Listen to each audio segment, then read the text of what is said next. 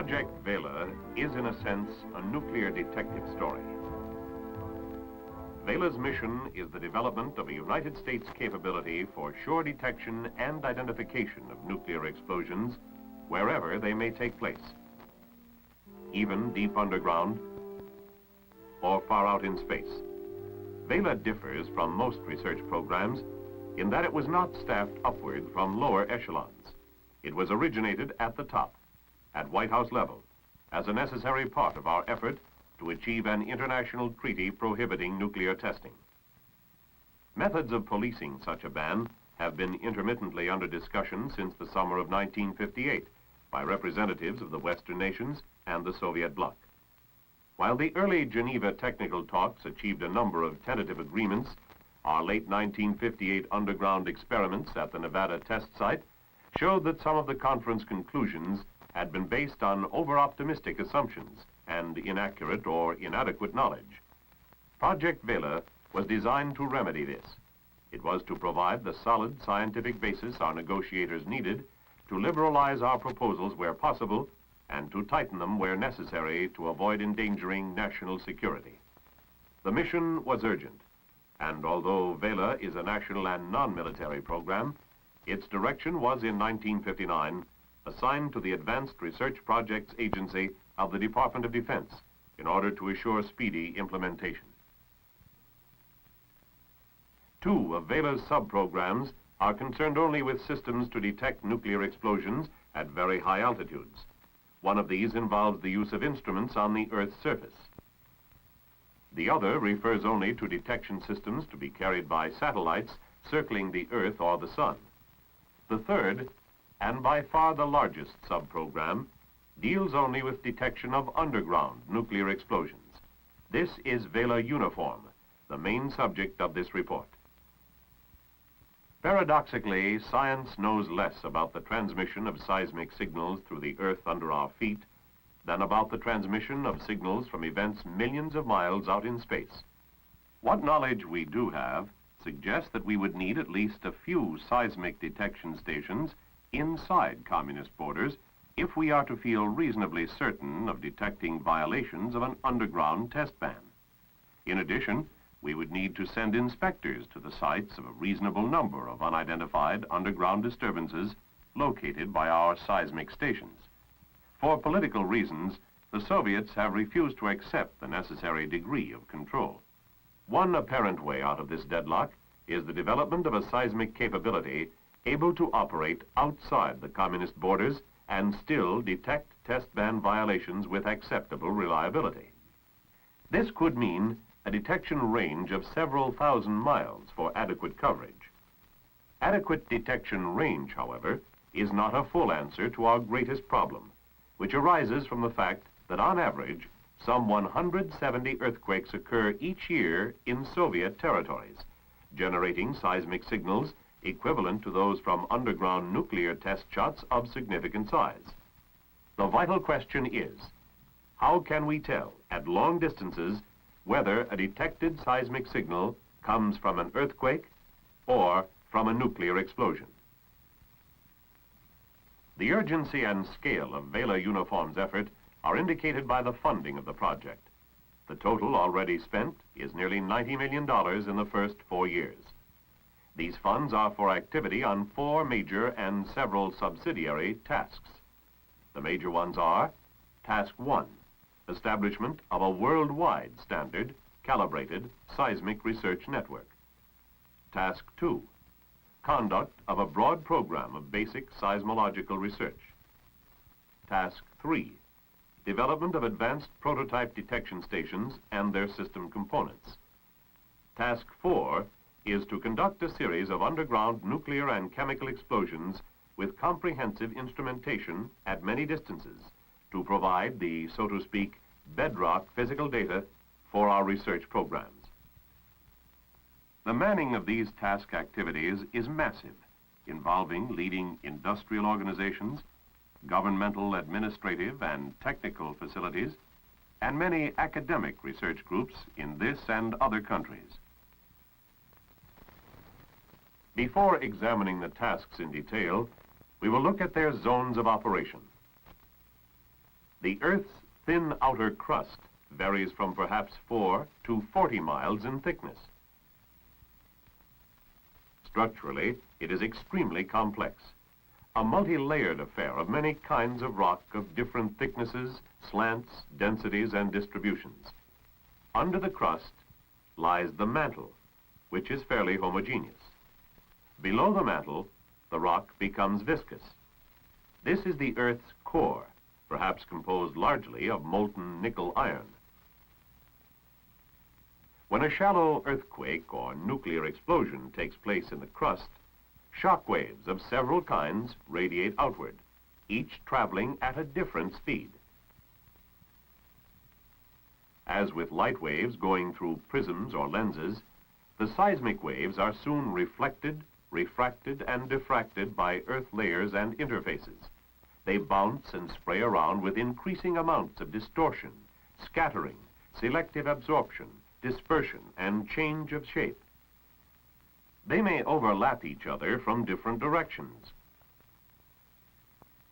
causing unpredictable cancellations and reinforcements, so that the wave pattern finally recorded at a distant station becomes extremely intricate, with only scanty clues to its original character. For us, the most useful waves from a seismic source are like, and in effect are, low-frequency sound waves, with alternating zones of compression and rarefaction of the rock through which they travel. The motion of any given particle in their path is longitudinal, a microscopic push-pull oscillation along the line of propagation. These are called P waves, which we can remember by the handy assumption that the P stands for push-pull. The other major body waves from underground events are called S, or shear waves, and the particle motion they cause is an oscillation at right angles to their direction of propagation. The special usefulness of the longitudinal P waves is due to their speed of travel and their excellent transmission characteristics. Reaching distant stations ahead of any other waves, their initial pattern is relatively clear, without confusion from the overlap of later arriving waves. By comparing the exact time of P-wave arrivals when an underground shock occurs within detection range of several seismic stations, we can compute the location of the epicenter, or surface center of the event, with fair accuracy.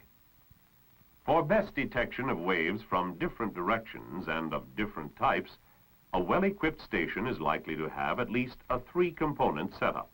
One seismometer oriented to detect vertical earth motion, one for east-west motion, and one for north-south motion. Seismometers, produced in several different designs for specialized purposes, have to have enormous sensitivity. At a distance as little as 600 miles from a buried explosion of several kilotons in an excellently conducting type of rock, the P-wave movements measured at the Earth's surface are extremely tiny, smaller than a particle of the smallest known virus, visible only through an electron microscope. This infinitesimal vibration of the Earth produces a minute electric current inside the seismometer. Passed on through an electronic amplifying system for great magnification, the current then may operate a recording device to trace out the wave pattern. Usually, the traces of all 3 or more seismometers are printed on the same record for convenient cross-reference. This record is called a seismogram. Recording of the electronic signals on magnetic tape is coming into greatly increased use for ease of analysis and direct compatibility with electronic computing systems. Now we come to the seismologist's greatest enemy, seismic noise. Notice that the first motion of an arriving train of P waves is smaller than the following waves. To see it clearly, it would be helpful if the recording trace were a straight line until the first wave arrived. Unfortunately, it never is. Even at the quietest sites, high magnification seismograms show a continuous pattern of small vibrations, of many different frequencies superimposed on top of each other. These are recordings of microseisms, small earth movements from both man-made and natural disturbances, distant storms, or waves pounding on a beach, vehicular traffic, wind in the trees, machinery, temperature changes, and local but very tiny earthquakes. These microseisms are what seismologists call noise. In a case where P waves from a distant but potentially important event are rather small, they may be almost invisible and unnoticed in a noisy seismogram. Even for bigger P waves, microseisms may make the important first motion trace effectively invisible in the random noise. If this leads us to think a larger and later trace is the first motion, our computations will give us an incorrect distance to the site of a suspicious event. We know that the first motion of Earth around a buried explosion is always radially outward, so P waves recorded in any direction from the event will show a positive, that is, upward, first motion. Earthquake effects are not symmetrical. They produce violent movements of the Earth in opposing directions along a fault line. Seismometers located in the two quadrants toward which the Earth moves initially would record a compressional or positive first motion. In the opposite quadrants, however, the Earth's first motion is away from any detecting stations, so their seismograms show a negative or downward first motion trace. Therefore, if any station detects a clear-cut positive first motion, we can be sure the signal is from an explosion or from a positive quadrant of an earthquake. We can't tell which. If, on the other hand, some station records a clear-cut negative first motion from some event, that event is not just detected, it is identified. It must be an earthquake, since only earthquakes produce negative first motions. So first motion criteria from properly oriented stations may tell us definitely when a seismic event is not an explosion, but not when it is one. One limitation particularly noted in the Kamchatka-Kuril region is that some earthquakes seem to give positive first motion seismograms in all quadrants, like explosions. Also, if microseismic noise obscures a small first motion trace, we could be completely fooled on the nature of an event as well as its distance. For example, this explosion recording seems to be a clear-cut negative or earthquake type of trace. Greater magnification may bring out an unnoticed first motion if noise is relatively low, as in this case.